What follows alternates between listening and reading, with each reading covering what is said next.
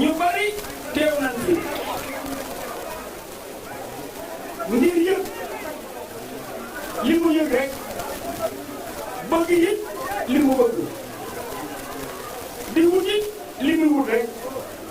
moo tax ñoom ñëpp ñu bokk ñëw waaye yëgalu ko woon kenn ci ñoom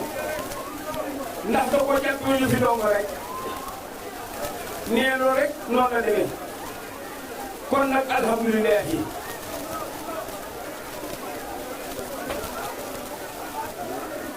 waaye nag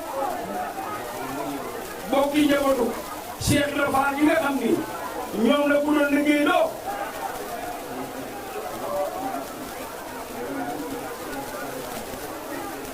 seen kilifa gi ak ñi mu yilif ak ñoom it ñan yilif ñu maase doon leen ko def loo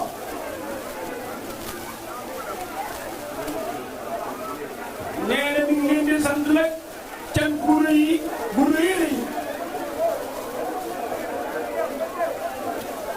boo xam ni nee na amul fenn fu mu koy yemale di yeesal rek nag liñ sëg muy lu rëy rëy lu gën lépp nee na kon liñ sëg niñ ko sëgee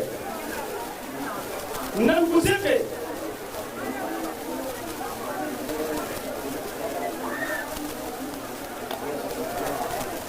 nee na yéen mbokk yi Baay Faal yi Cheikh Ibra Fall yi mi ngi leen di seereet ni mi ngi gën a yeesal ak jaayam jeen diggante ak sëriñ bi nee na mi gën a fetli ak la xasaayam nee bu gàddee ak ñeneen nu war na demee nee na mi ngi fetli ak la xasaayam nee na ñii ñoom yàgg naa wax ni bokkam yi ay sangam lañu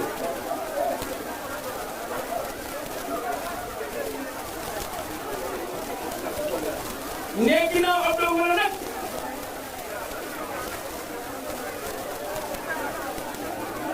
njabootu Cheikh Ibra Fall gi ak mbooleem taalibe yi nee nañ leen di seere loolu di fas yéene gën a feddi ak la xasaayam ànd koog dong yëpp nee fas yéene ji def kam kàttanam nee ñi nga xam ne nag ay sangam nanu ginnaaw bu leen santee cant bu rëy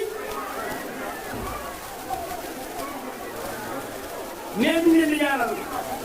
ci baaxu Serigne Touba ak dara jaam ak ngeen yéenam yàlla sàmm leen sàmmal leen boppam boole na dellu sàmm ñu njabootu Serigne Touba ñëpp taalibe yeeg ñëpp nee mi ngi ñaan bu baax a baax sàmm leen aar leen te bàyyi leen